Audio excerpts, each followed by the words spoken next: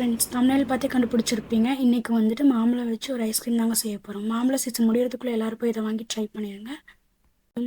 நம்ம வந்துட்டு இதுக்கு முன்னாடி கடையில் வாங்கினதாகட்டும், இல்லை எதாக இருந்தாலும் அதில் வந்துட்டு எக்ஸ்ட்ரா ஃப்ளேவர் எசன்ஸ் யூஸ் பண்ணுவாங்க. ஆனால் நம்ம ஒரிஜினல் மாம்பழத்தை வச்சே செய்கிறங்காட்டி அந்த மாம்பழத்தோட அந்த அந்த ஃப்ளேவர் தான் வந்துட்டு ஃபுல்லாக ஐஸ்கிரீமில் இருந்துச்சு. ஸோ அது வேறு லெவல் டேஸ்ட்டாக இருந்துச்சு. ஸோ எல்லோரும் மாம்பழ சீசன் முடியறதுக்குள்ளே போய் இதை வாங்கி ட்ரை பண்ணுங்கள். இதுக்கு வந்துட்டு 2 மாம்பழம் நான் எடுத்திருக்கேன். அந்த 2 மாம்பழத்தையும் எடுத்து கட் பண்ணி உள்ளே இருக்க பல்ப்பை மட்டும் நான் தனியாக எடுத்து வச்சுக்கிறேன்.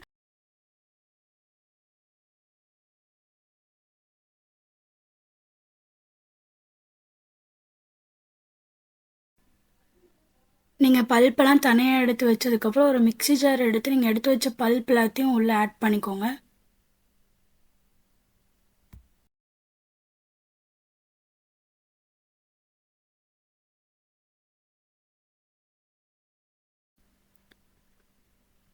கூலிங்கான பால் இருந்தால் அதை எடுத்து ஆட் பண்ணிக்கோங்க. அப்படி இல்லைன்னா நார்மல் பால் எடுத்து ஆட் பண்ணிக்கோங்க. சூடான பால் ஆட் பண்ணிடாதீங்க.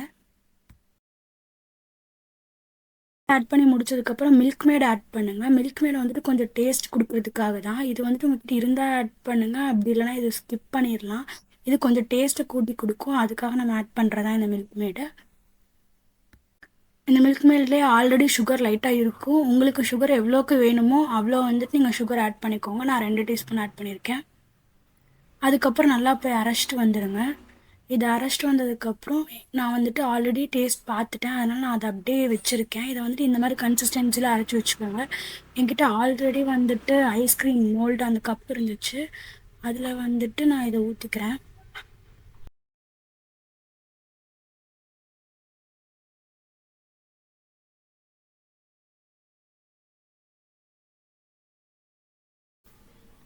இதில் வந்துட்டு நான் வெண்ணிலா எசன்ஸ் ஆட் பண்ணேன். அந்த கிளிப்பும் அதுக்கப்புறம் இதை வந்துட்டு நம்ம 2-3 தடவை ஃப்ரீஸ் பண்ணி அரைச்சி திரும்ப ஃப்ரீஸ் பண்ணணும். இந்த கிளிப் மட்டும் நான் மிஸ் பண்ணிட்டேன். நீங்கள் வந்துட்டு இதில் வெண்ணிலா எசன்ஸ் உங்ககிட்ட இருந்துச்சு அப்படின்னா வெண்ணிலா எசன்ஸ் ஆட் பண்ணிக்கோங்க. அதுக்கப்புறம் இதை வந்துட்டு இப்போ ஃபஸ்ட் டைம் நீங்கள் எடுத்து ஒரு 8 ஹவர்ஸ் இல்லை 6 ஹவர்ஸ் ஃப்ரீஸ் பண்ணுறீங்க அப்படின்னா அது திரும்ப எடுத்து மிக்ஸியில் போட்டு திரும்ப அரைச்சி திரும்ப ஃப்ரீஸ் பண்ணி எடுத்து திரும்ப அரைச்சி ஃப்ரீஸ் பண்ணி எடுங்க. ஒரு 2 டைம் இல்லை 3 டைம் பண்ணிங்கன்னா தான் அந்த க்ரீமி கன்சிஸ்டன்சி கிடைக்கும். இல்லைனா அந்த க்ரீமி கன்சிஸ்டன்சி வராது, ஐஸ் கட்டியாக தான் இருக்கும். அதுக்கப்புறம் உங்கள்கிட்ட வந்துட்டு என்னென்ன பாதாம் நட்ஸ் உங்களுக்கு எது பிடிக்குமோ அது எது இருக்கோ அதை எடுத்து நீங்கள் கட் பண்ணி வச்சுக்கோங்க. நான் வந்துட்டு பிஸ்தாவும் பாதாமும் தான் எடுத்திருக்கேன். அதை வந்துட்டு நான் ரவுண்டாகவும் பிஸ்தாவை ரவுண்டாகவும் பாதாம் நீளமாக கட் பண்ணி எடுத்துக்கிறேன். நீங்களும் அதே மாதிரி பண்ணி எடுத்து வச்சுக்கோங்க.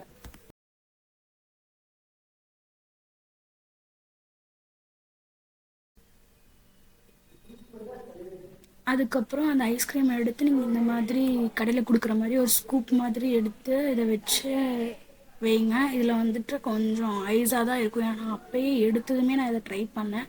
நீங்கள் எடுத்து ஒரு 2 to 3 மினிட்ஸ் வச்சுட்டு அதுக்கப்புறமா இந்த ஸ்கூப் எடுக்க ட்ரை பண்ணுங்கள். அழகாக வரும். என்னோடய கடைசி ஸ்கூப் பாருங்கள் எவ்வளோ நீட்டாக வந்திருக்குன்னு சொல்லிட்டு.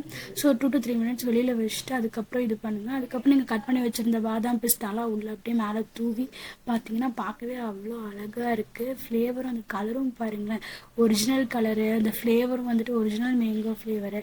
இதெல்லாம் நம்ம நேச்சுரலாக செஞ்சு சாப்பிடும்போது நம்ம மாம்பழம் டேஸ்ட் அவ்வளோ சூப்பராக இருந்துச்சுங்க. ட்ரை பண்ணி பார்த்துட்டு எப்படி இருந்துச்சுன்னு மறக்காமல் கமெண்டில் சொல்லுங்கள். Tata, bye bye.